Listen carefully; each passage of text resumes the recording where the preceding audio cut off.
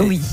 Et Virginie, justement, Laurent Gérard ce matin, il a choisi le dimanche pour le travail du dimanche. Et oui, vous savez Marco, c'est un sujet sensible sur l'autel de certains travailleurs. Bonjour, sœur Jade. Bonjour votre sainteté Yo-Yo. Ça me fait plaisir. Oui, je sais. Mais qu'est-ce que c'est que tout ce tintouin autour du travail dominical? Ça va pas, non? Dans ma boîte, ça fait des siècles que tous les employés, du plus humble curton de village jusqu'au big boss, moi-même, au Vatican, se tuent au travail tous les dimanches, se saignent aux 4 veines, d'où le nom, le jour du Seigneur. Oui, hein, je vous laisse un petit moment. Oui.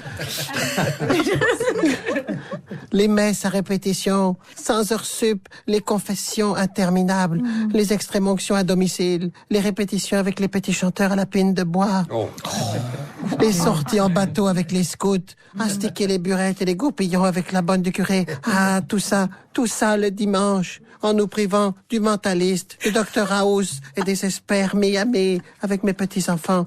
Oui, c'est à cause de ça, oui, de cette surcharge de boulot le dimanche, que j'ai pris ma retraite à 85 balais.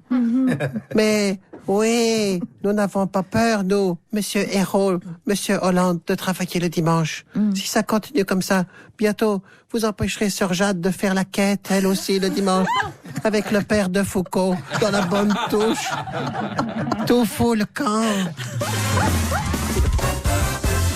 Pourvu que ça dure. Xia Lolan est un Chinois qui avait perdu son nez à la suite d'un accident de voiture. Il va retrouver un appendice nasal. À partir de cartilage prélevé sur ses côtes, des chirurgiens lui ont façonné un nouveau nez. Mais en attendant la greffe définitive, ce nez de remplacement a été fixé sur le front de Xia Lolan. Cette grande première n'a pas manqué d'intéresser les frères Bogdanov. Eh bien, bonjour Grishka. Eh bien, bonjour Igor. As-tu entendu, Grishka, l'information venue de Chine de la droïde Jade, celle qu'elle vient de nous communiquer? Oui, Igor, en écoutant la droïde Jade, je me suis dit que, décidément, elle avait du flair. C'est le cas de le dire, pour capter l'ère du temps X de l'avenir du futur. Mais, Grishka, cette greffe, c'est affreux, et je ne comprends pas que des chirurgiens chinois aient pu dire « Allons-y, ce front, d'un nez, nous l'ornementons ». Oui, Igor, mais je sens, c'est le cas de le dire, que cela ouvre pour nous des perspectives passionnantes dans l'avenir du futur. Imagine, Igor, qu'après cet accident de notre vaisseau spatio-temporel, nous ayons été mutilés du menton. Je te vois venir, Grishka, avec tes gros sabots à terre sidéraux couleur argent. Tu penses que... On les voit. Tu penses que dans l'attente d'une greffe, on pourrait te fixer ton menton sur le front? Oui, Igor, et je dirais, allons-y, expérimentons, et sur nos fronts, cimentons nos mentons. Eh bien d'accord, Grishka, mais si de nos mentons, nous agrémentons nos fronts, alors nos têtes pèseront très lourd, et les lois de l'attraction terrestre s'exerceront sur nos fronts aussi, augmentés d'un menton. Eh bien, oui, Igor, nous constaterons que nous nous aimantons. Je pense donc qu'il vaudrait mieux greffer nos nez sur nos mentons. Eh bien, admettons, Grishka. Mais si nous reniflons par le menton. Oui, Igor. Et quand, à la saison hivernale inclémente, nous nous enrhumerons, nous aurons le nez rouge et constatant que nous nous pigmentons, nous nous moucherons le menton. Eh bien oui, tu as raison, Grishka.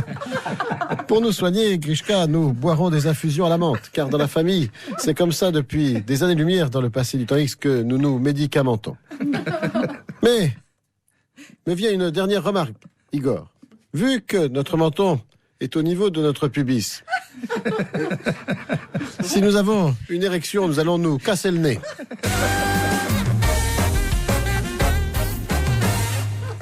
Depuis le 24 septembre jusqu'au 2 octobre se déroule la Fashion Week, la semaine de la mode de Paris. Karl Lagerfeld, bonjour. Pour RTL, vous pouvez nous faire quelques révélations sur ce que vos mannequins vont présenter? Mais encore une fois, qu'est-ce qu'il vous prend de m'appeler Karl? Nous n'avons pas promené votre chien Bibi ensemble, que je sache.